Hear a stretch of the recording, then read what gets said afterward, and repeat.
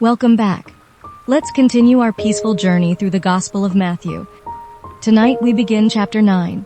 Take a deep breath, let the day fade away, and allow these words to guide you gently into rest. And Jesus entered into a ship and passed over and came into his own city. And behold, they brought to him a man sick of the palsy, lying on a bed. And Jesus, seeing their faith, said unto the sick of the palsy, Son, be of good cheer, thy sins be forgiven thee.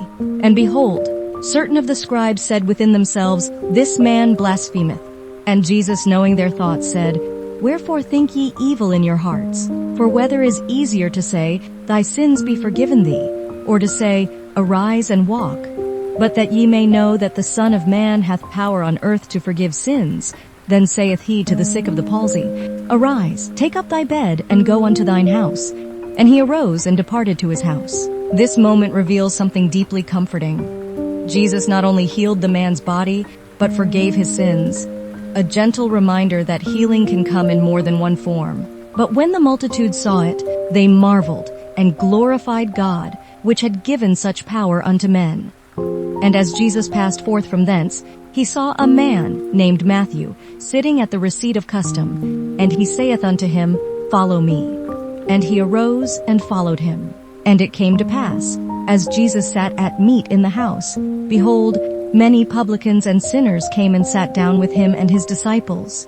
And when the Pharisees saw it, they said unto his disciples, Why eateth your master with publicans and sinners? But when Jesus heard that, he said unto them, They that be whole need not a physician, but they that are sick.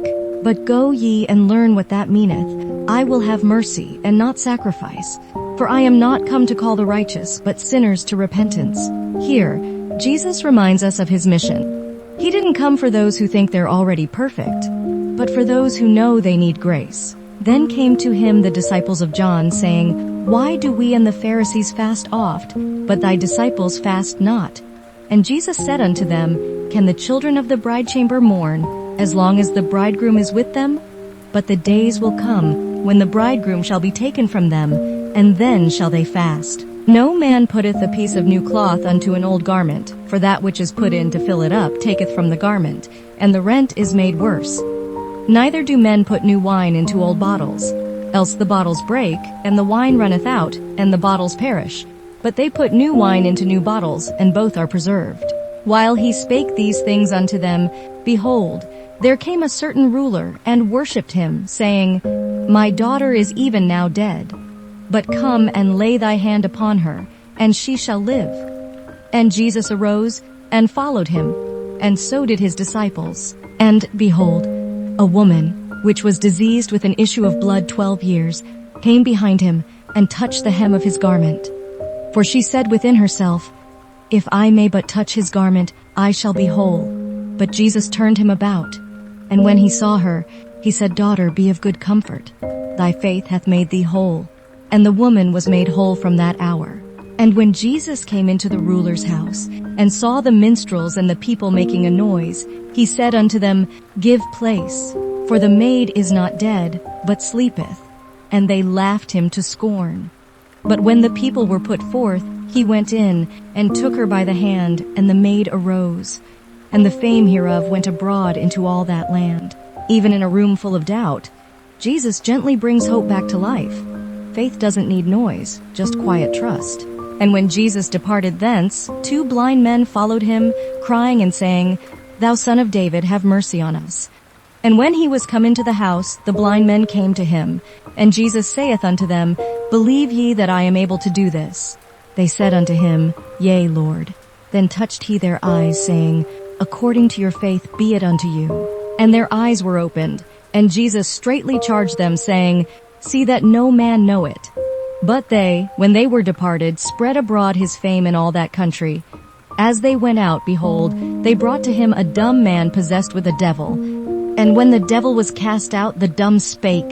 And the multitudes marveled, saying, It was never so. But the Pharisees said, He casteth out devils through the prince of the devils. And Jesus went about all the cities and villages, teaching in their synagogues, and preaching the gospel of the kingdom, and healing every sickness and every disease among the people. But when he saw the multitudes, he was moved with compassion on them, because they fainted and were scattered abroad, as sheep having no shepherd. Then saith he unto his disciples, The harvest truly is plenteous, but the laborers are few. Pray ye therefore the Lord of the harvest, that he will send forth laborers into his harvest. And that brings us to the end of chapter 9. Jesus looked upon the crowds, tired, scattered, searching for hope. The harvest was great, but the laborers were few. And now, in chapter 10, he begins to send his chosen ones to heal, to teach, to reach those in need. And when he had called unto him his 12 disciples, he gave them power against unclean spirits to cast them out and to heal all manner of sickness and all manner of disease. Now the names of the 12 apostles are these. The first, Simon, who is called Peter, and Andrew his brother, James the son of Zebedee, and John his brother, Philip and Bartholomew, Thomas and Matthew the publican, James the son of Alphaeus, and Lebbaeus, whose surname was Thaddeus, Simon the Canaanite, and Judas Iscariot, who also betrayed him.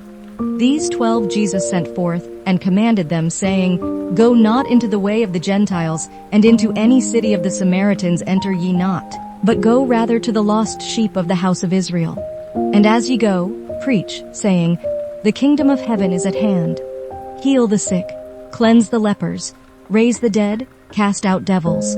Freely ye have received, freely give. This moment marks a turning point. The disciples aren't just followers anymore.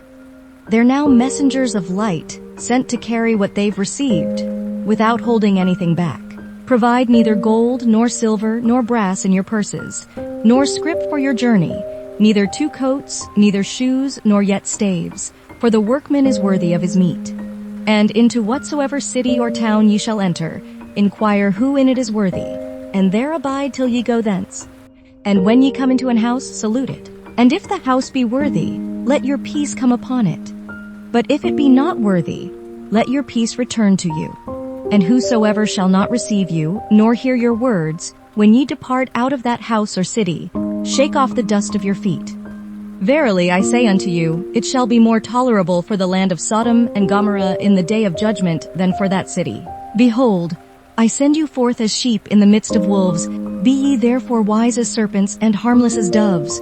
Even in the gentlest missions, there may be resistance.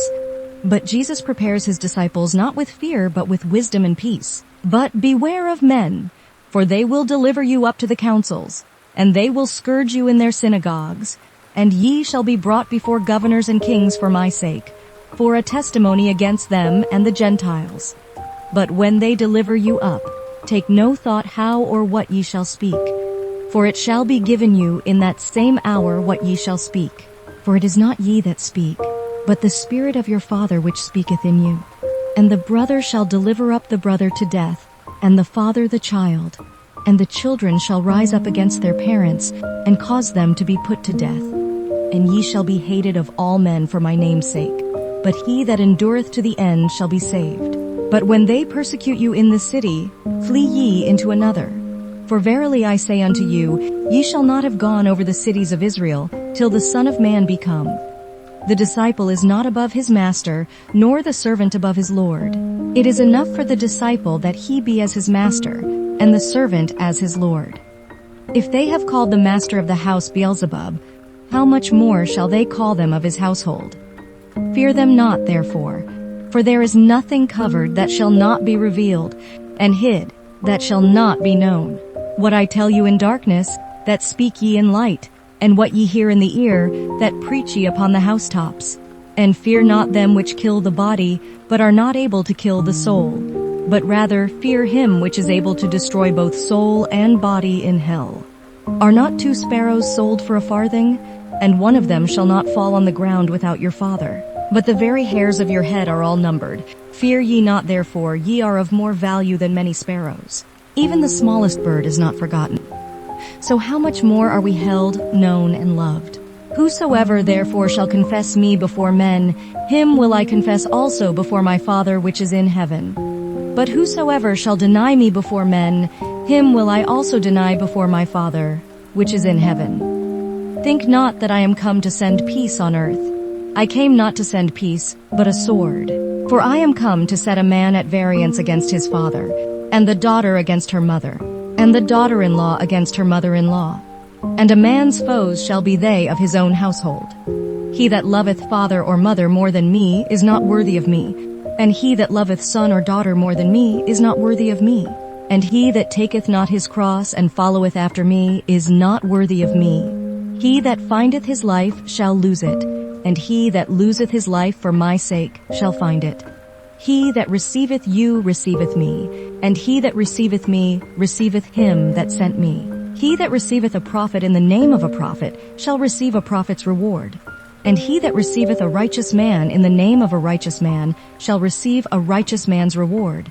And whosoever shall give to drink unto one of these little ones a cup of cold water only in the name of a disciple, verily I say unto you, he shall in no wise lose his reward. And that brings us to the end of Matthew chapter 10. Jesus sent his 12 into the world, not with wealth or protection, but with trust, with compassion, and the promise that they were never alone. May these words remind you tonight that even in uncertainty, you are seen, you are guided, and you are deeply loved. Sleep peacefully, and I'll see you again soon in chapter 11.